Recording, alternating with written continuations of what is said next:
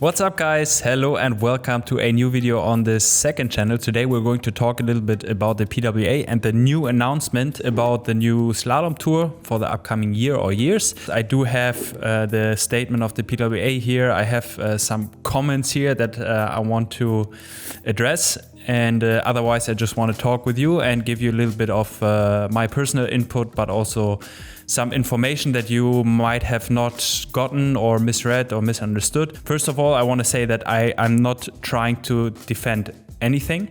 If anything, I do think I have a little bit more information than most of the viewers. So I think I can set something straight that could have been misunderstood and put it a little bit into perspective. So I'm trying to have an objective view here on the topic.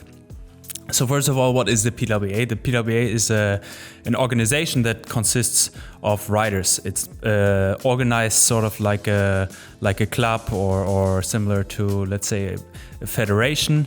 So you have a board, you have a management, you have the members.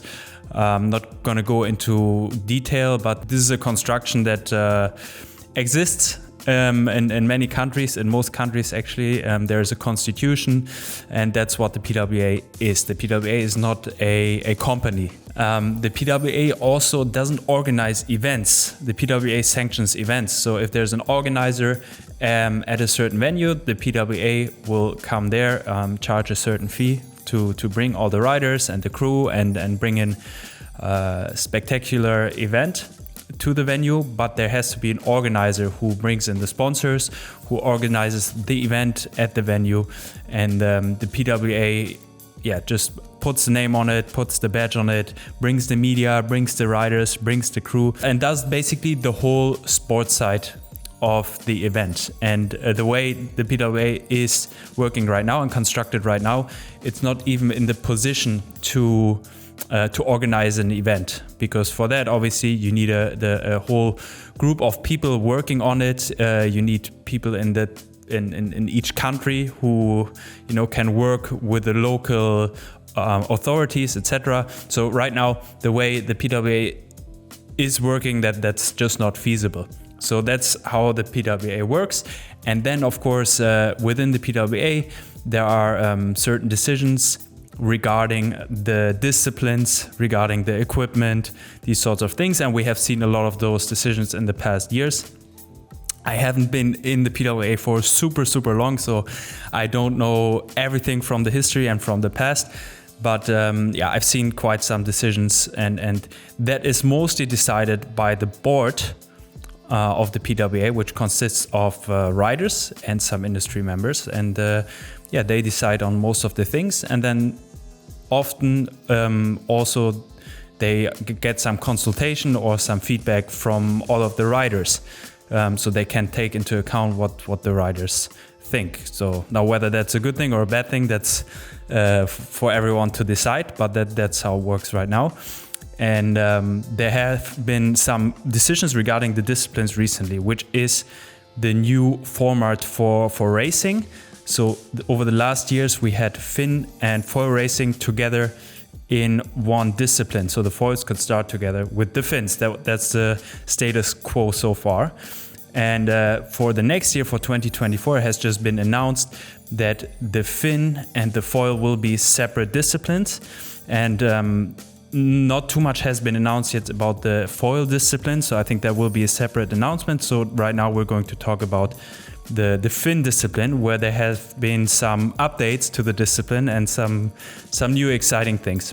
So first of all, about the separation of fin and foils, because I've read some comments saying that I've been saying that all along, the foil should have been separate from the fin, and a lot of people didn't like it. There were, I think, a few people who did like it, that it was combined, but I think the thinking behind it, and at least my thinking, is that the foil discipline was supposed to develop as freely as possible, just to see what happens. How will the foil develop? Because a couple of years back, we didn't know yet how fast the foil will really become and what the foil will be in the future of our sport, in the context of our sport. I believe if you think 10 years back in time, you probably had a different opinion. You didn't know. Nobody really knew. And there were maybe a few people who have a combined knowledge of windsurfing and deep understanding of physics, who were able to, with a lot of certainty, predict that the foil will be faster, but nobody really knew that. And I think if you say that you knew it, that's a lie. And probably 5 years, 10 years ago, I didn't know it either. I saw it coming some years ago, of course, because I'm deeply involved in the development. But I think it was the right thing to combine the disciplines to see what happens, because nobody could know really what was exactly going to happen. And you also have to consider that decisions regarding the disciplines have to be made in advance so that the brands can adapt and make the products and the boards and the sails according to what the rules will be. So they have to be decided like well in advance, and then you will see the result of the decision like a year after.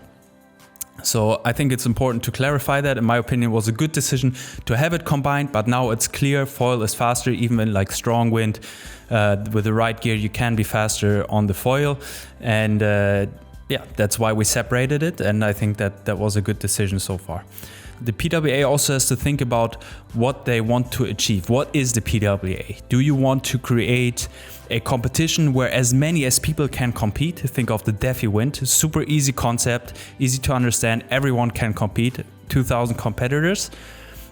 Or, and that's like totally on the other side of the spectrum, does the PWA want to be a show, basically? And I read somewhere a comment that stated like, what is this? Is this a circus?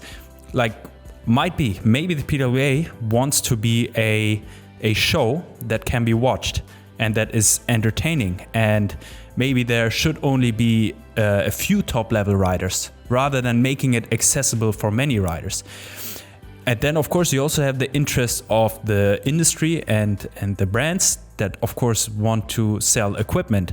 And now you could argue one way, saying that the brands are just trying to do branding through the PWA. So have a certain amount of riders that represent the brand, that stand for the brand, that make you create, or that creates a certain feeling inside of you when you think of the brand.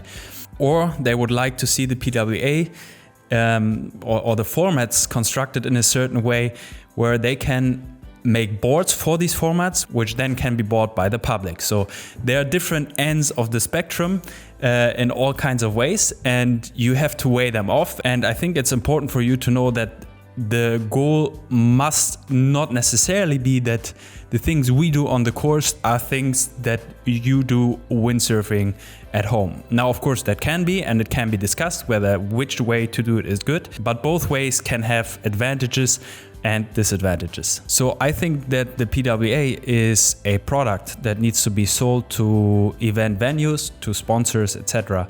So that's kind of a little bit how we have to approach it and think about it. And then in the next step, you have to think about, okay, how can we make the product more interesting? I think that's a little bit where the Slalom X format came in. So let's talk about the actual menu that the PWA announced for the Slalom X discipline. So there are going to be certain features. There's a list of features, and you have to remember that we have to kind of make rules in advance to the season. So we put in some features, or the PWA put in some features which can be an option, which can be done, but don't have to be done. But you have to, of course, specify the rules. So that's why there are certain features on the list, of which 2 will be specified according to the venue, according what the venue has to offer and allows for. So those will be specified before an event, and then those 2 features can make it into the races. And that also means that there will still be completely, let's call it, normal slalom races without any of those features. And those features could be beach start, beach finish, obstacle jump, a speed leg, surf slalom meaning windsurfing or having the driving marks or the start and finish within breaking waves. I personally really like that. It could be a chicane, full fleet or half fleet, or long distance. So this really broadens up the racing a little bit. It's not always the same thing again. Starting from the beach, a classic, what they call, I think, Le Mans start. Running into the water with the gear, jumping onto the gear. That's just one feature. So it might be that we have a completely normal slalom, but the finish and the start are on the beach, just as an example. And this will be done, of course, according to the event. So I don't think it's as extreme as most of you think it will be, or as different. It will just spice it up a little bit, and it will allow us to push the boundaries in a different way. So remember when I talked about the fact that there's different ends of the spectrum in terms of this is something a lot of people can do and participate in, and this is something which can be watched and is exciting to watch and might potentially be something way more extreme or something not everybody does on a daily basis. Think of America's Cup. A lot of people are watching America's Cup races, but not everybody is going to do it, or actually no one is going to do it in their spare time out on the ocean. So there can be those two different things. And let's look at where the Slalom X aligns on the scale. And actually I think this is something that serves kind of both purposes, because on one hand you have a spectacular racing and a spectacular event, because jumping over obstacles, obviously cool to see. There's going to be a lot of crashes, running into the water for the start, or running out of the water for the finish, or racing through breaking waves. Those are things that a lot of people will want to see. On the other hand, I think it might be closer to what a lot of people do at home, because bump and jump is a thing a lot of you guys want to actually, I can see it from my jumping tutorial, that a lot of you want to know how to jump. A lot of spots do have some chop, do have some wave. You have to get through breaking waves. So in terms of being close to what you guys are doing, I think we might be even closer, because this pure downwind racing is not so close to the reality, really, because you have to go upwind. Some people like to chop hop. Okay, maybe I'm wrong. Let me know in the comments. But I think the brands now have to make sure the boards get more sturdy. So actually they can withstand extensive amount of jumping, or jumping on the board while running into the water quickly.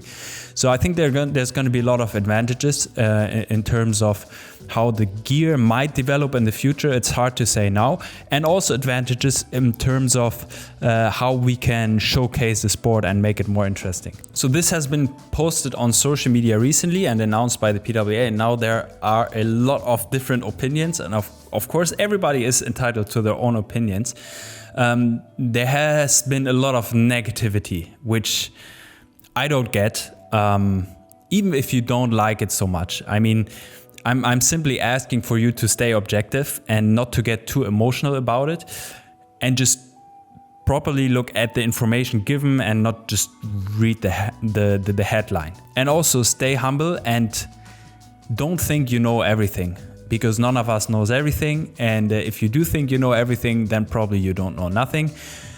So stay a bit humble with your opinions, and don't be too negative. That's what I'm asking. And I think a lot of the comments, they are based on not having read the full article, or based on thinking you know things that you actually don't know. So let's look at some of them. For example here, don't put obstacles on the fin racing. Speed is speed. I don't want to see jumps during a race. There's enough freestyle. Again, there is not going to be so much jumping. It is an option that can be put. Doesn't mean it has to be there. And secondly, it's not going to be freestyle. It's going to be a really fast jump. Maybe it's just simply a rope in the water that you just have to lift over your fin. So there's not going to be a whole lot of freestyle. And I think just be happy that a lot of that we're bringing back the fin racing, pure fin racing. There's not going to be foils in there. There's a lot of good elements, and maybe sometimes there can be an obstacle. So I don't think you have to be that negative about it. Here we have a good comment. I think it's now a good option. Everyone wants split fin and foil, so now they have it, and I think it's good for the sport to add a little bit of circus. Also, what I mentioned before, it creates a lot of character, and I actually agree with that. Don't jump the slalom gear. If anyone remembers the video I made. Double like the narco. Got dope like Pablo. Cut dope like Pablo. Chop trees with the Draco. So I think maybe the brands have to make sure the boards can actually withstand a lot of punishing from us heavy guys. So probably a good thing. Yeah, again, someone, you know, not having read properly, not having considered it properly, just reading the headline and wanting to get rid of some negativity. This is a circus, not a competition. I mean, yeah, a circus is entertainment, a competition is entertainment. We're still taking what we're doing there to the boundaries. So we're doing the most extreme thing we can do within this framework, and that's what makes a competition. Good choice to separate the two disciplines. Bring back Super X is no sense. It was already a complete failure back then in previous years. Let's have a normal full speed slalom fin course without useless other things. I mean, just because something didn't work in the past doesn't mean it doesn't have to work now. I mean, foils existed 20 years ago and they weren't popular. So everything has a place and its time. And if we keep saying, this didn't work in the past, so it won't work now, I think we're going to be quite stuck. And on top of that, again, I think it's nowhere near close to what they did in the past. Arnon says this is a misleading point. It's not Super X, just some slalom with more action, beach start, jibing between waves, if possible, full fleets and so on. Amazing how much negativity people have about everything. Agree with that. Again, someone comments underneath, we don't need any obstacles, for the rest all is okay. So great. So 5% of what's actually happening you're not happy with. So I think that's a pretty good achievement then. So no need to be so negative about it. And this for me also is a good comment. It's important to make fin windsurfing interesting and do everything that it doesn't die. Important for the competitors and the industry. There's a huge rivalry from foiling. Nothing is 100% fixed, but it's necessary to try out new things. And the Supercross back in the days was combined with freestyle, which means it's a completely different story. Exactly. So we're trying something new. I think it's going to be a lot of fun. I'm really looking forward to do hopefully some high-speed jumps in some events, do some beach start, and just try and do something new. Sorry, but it's the worst idea of the decade. Bullshit, you really want to kill the sport.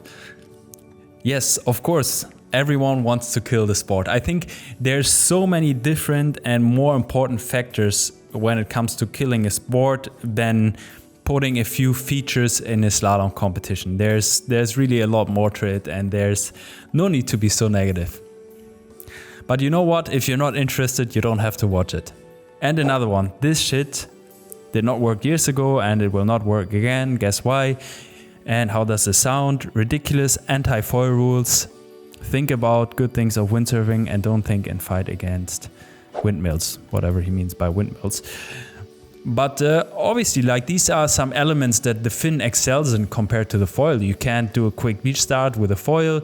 You can jump, but you can't jump as well with a foil. So these are just some things that naturally the fin excels in. So why not emphasize on them? So Lina is suggesting epic beach starts in Poso and surf slalom in Sylt. Actually, I think the surf slalom in Sylt, that does make sense, and that might happen. I'd really look forward to that. But beach start in Poso, obviously that'd be quite gnarly with those rocks, and that's something that I think is unlikely to happen. And again, you got to put things into perspective. Although I think maybe she's joking around, but not sure though. So in conclusion, I think a really positive development for the slalom. It's still going to be slalom. Still the fastest guy is going to win. Yes, maybe sometimes you have to jump a little bit, but it's not as bad as a lot of you guys think it is. It's going to be a lot of fun to watch. I will promise you that. We're going to have some mixed results. So maybe some new faces in the front, but in general, still you got to be super fast to win it. And we have separate disciplines, so I think that's great. Now all we need is some good event, a lot of events, and some good live streaming. Of course, we're gonna be there at the events again to bring you all the updates, to bring you probably the daily videos again. Let us know in the comments if you like those, so we might do that again. And yeah, also let us know in the comments what you think of this new discipline. Be sure to stay humble, read all the information properly, and yeah, stay a bit objective. Peace out, guys.